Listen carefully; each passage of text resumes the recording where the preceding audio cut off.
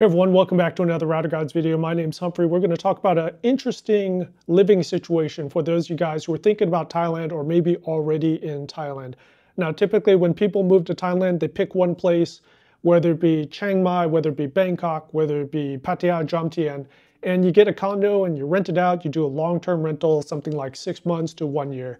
So what I'm going to show you is it may make sense to get two condos and you could actually afford it. Let's say you have a primary residence, you want to live in Bangkok, you like the city, but you also like Pattaya. You go to Pattaya maybe 1 or 2 weekends a month, so you go there enough to where it may make sense to actually get a condo there, and we'll run the numbers. This could also go the other way too. So this is what happened to me in my first 9 months-ish in Thailand when I quit Cisco and I moved to Thailand, is I thought I would spend most of my time in Pattaya, and then I did the other way. I ended up going to Bangkok so much, 1 to 2 weekends a month, and then eventually I also started going to school in Bangkok, that it eventually made sense to also get a condo in Bangkok. Now we also have the smog birds. So if you're not familiar with the concept of a smog bird, people like Chiang Mai, and it's a perfectly fine city. The problem with Chiang Mai is in the springtime, it gets really smoggy. I mean, we are talking 10x, 20x the World Health Organization for PM 2.5. In the spring, they come down to Bangkok or they come down to Pattaya or wherever. They go south away from the smog, a smog bird. And so since they do this every year for 3 to 4 months, some of them, a lot of them, they get condos, they get a secondary condo down south. Now I know what you're thinking. How can I afford 2 condos when I can barely afford 1? And that's a valid point.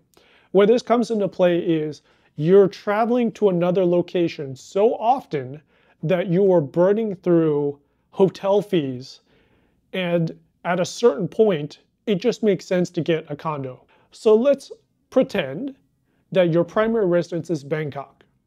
And in my case, I pay 12,500 baht per month in rent in my Bangkok condo. Smaller condo, perfectly fine. It's at Udom Suk, so it's a little bit of ways. But that comes out to, in the neighborhood, about $350 US per month. I can eat that cost for decades. Like, it is not a problem. But if I'm going to Pattaya 1 to 2 weekends a month, so let's call it 2 weekends. And so let's say typically I would go on a Friday night. So Friday after class, I get on a bus, I go to Pattaya. So that's be Friday night.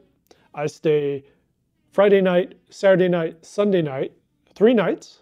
And then I come back on a Monday for class. So that's 3 nights twice a month. That's 6 nights total, 6 nights total. So let's assume we're paying about 75 bucks a night for a hotel. So $450 per month. Can I get a condo in Pattaya for around $450 per month?